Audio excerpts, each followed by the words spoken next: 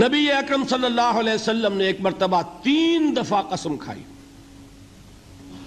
واللہ لا یؤمنو، واللہ لا یؤمنو، واللہ لا یؤمنو، خدا کی قسم وہ شخص مومن نہیں، خدا کی قسم وہ شخص مومن نہیں، خدا کی قسم وہ شخص مومن نہیں۔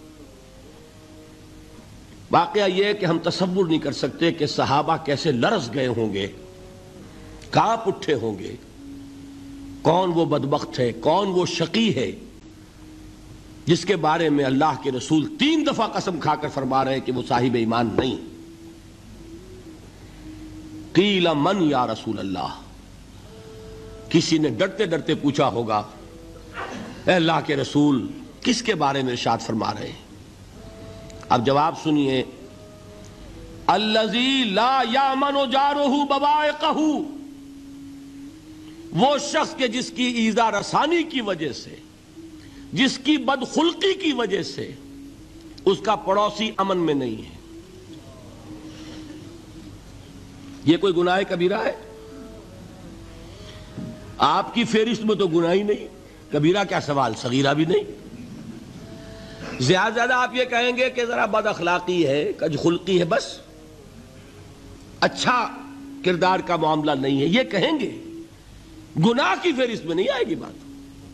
کبیرہ بہت بڑی شے ہے، لیکن اس پر اللہ کے رسول نے 3 دفعہ قسم کھائی، ایمان نہیں ہے، ہرگز نہیں ہے، خدا کی قسم نہیں۔ اب بتائیے ایمان اور عمل علیحدہ ہو جائیں گے کیا؟ یہ ہے مسئلہ جو امام بخاری کے سر پہ ہے۔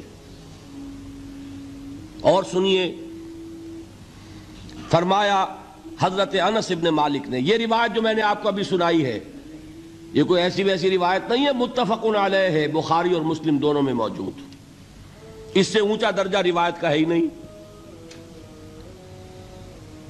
راوی کون؟ ابو ہریرہ رضی اللہ تعالی، ان کی والدہ لے کر حاضر ہو گئیں، یہ بچہ حضور آپ کی خدمت میں رہے گا، آپ کی خدمت کرے گا، آپ کے پاس رہے گا، ٹھیک ہے۔ وہ حضور کے خادم خاص ہیں، جیسے ذاتی کوئی ہوتا ہے معاملات میں مدد کرنے والا، خدمت کرنے والا، وہ ہیں انس ابن مالک۔ چونکہ ان کا تعارف ہو گیا ہے رضی اللہ تعالیٰ عنہ، تو ایک بات پہلے اور سنا دوں، جو بچہ اپنے اس بچپن سے لے کر 9 برس کی عمر تھی جب آئے حضور کے پاس، انتقال کے وقت عمر کتنی ہوگی؟ 19 برس، 10 برس حضور کی خدمت میں رہے۔ پہلے تو حضور کے اخلاق کی جو گواہی وہ دے رہا ہے وہ اس کی زبان سے سنیے کہ میں 10 برس حضور کی خدمت میں رہا، کسی بات پر ڈانٹنا تو کجا، حضور نے کبھی مجھ سے یہ بھی نہیں فرمایا کہ اے انس تم نے وہ کام کیوں نہیں کیا۔ یہ ہے ایک آقا کی حیثیت سے محمد الرسول اللہ صلی اللہ علیہ وسلم کا اخلاق۔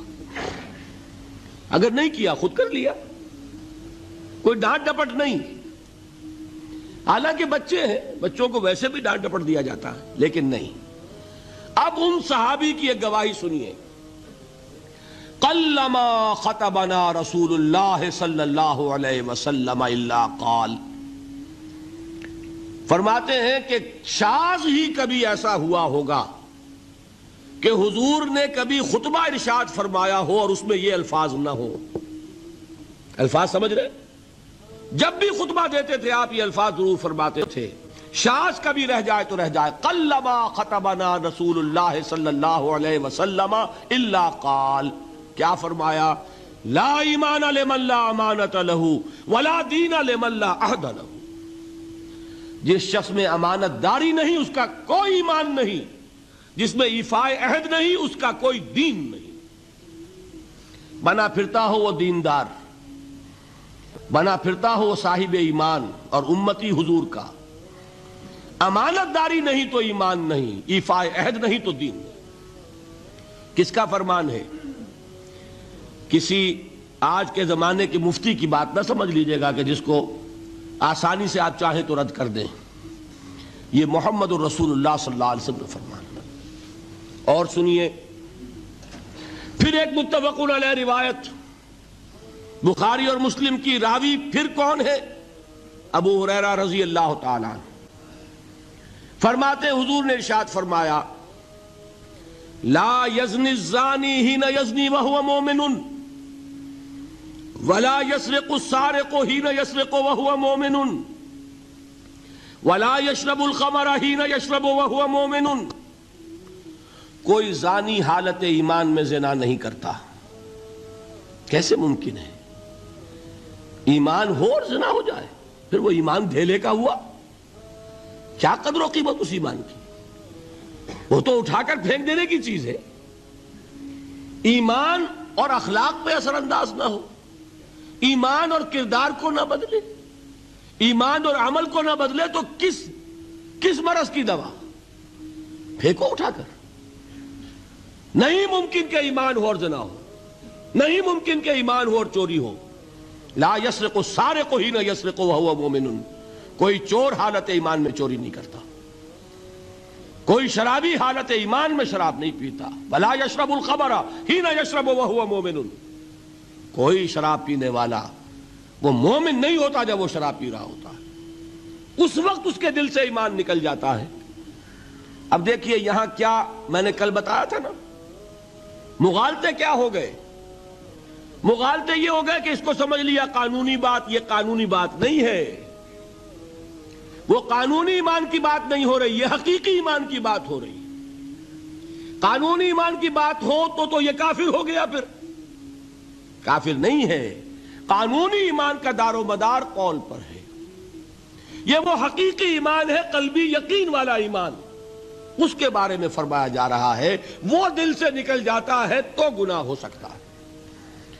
ایک اور حدیث میں حضور نے اس کو اور واضح کر دیا.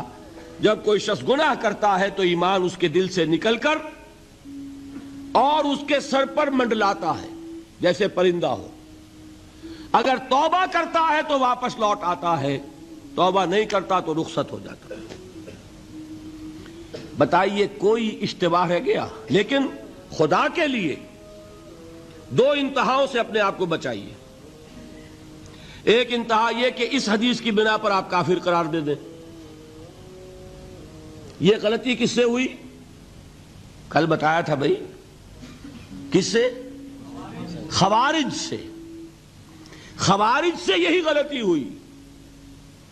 وہ فارسی کا ایک مصرع ہے کہ مردی و نامردی قدم فاصلہ دارد.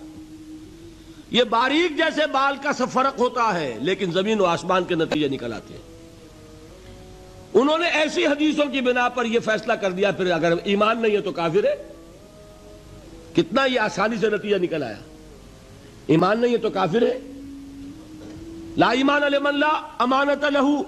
کوئی شخص امانت میں خیانت کرتا ہے تو اس میں ایمان نہیں ہے، ایمان نہیں ہے تو کافر ہے. کافر ہے تو مرتد ہے، مرتد ہے تو واجب القتل ہے. کہاں سے کہاں بات پہنچ گئی؟ بہت بڑی غلطی، بہت بڑی گمراہی. دوسری طرف ایک ہمارے ہاں اور انداز ہے کہ وہ جنت و دوزخ کے فیصلے اور قیامت کے اور آخرت کے فیصلے بھی قانونی اسلام کی بنیاد پر کرتے ہیں. انہیں یہ سمجھ لینا چاہیے یہ قانونی اسلام دنیا میں مفید ہے، آخرت میں وہ یقین والا ایمان ہوگا تو مفید ہوگا. یہ چیز ذہن سے نکل گئی. اور برا نہ مانیے، یہ اہل سنت کے اکثر عوام کے ذہنوں سے یہ بات نکل گئی. وہ یہ سمجھتے ہیں ہمارے پاس سرٹیفکیٹ ہے، ہم مسلمان ہیں، مسلمان ہیں تو صاحب ایمان ہے، صاحب ایمان ہے تو جنت ہم پر واجب اور دوزخ ہم پر حرام.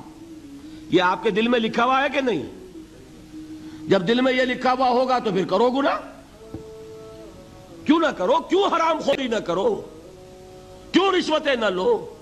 کیوں بددیانتی نہ کرو؟ جبکہ دوزخ تو آپ پر حرام ہے ہی ہے، آپ کو کوئی چیز نقصان پہنچا ہی نہیں سکتی. یہ مرجیہ کا عقیدہ تھا اصل میں.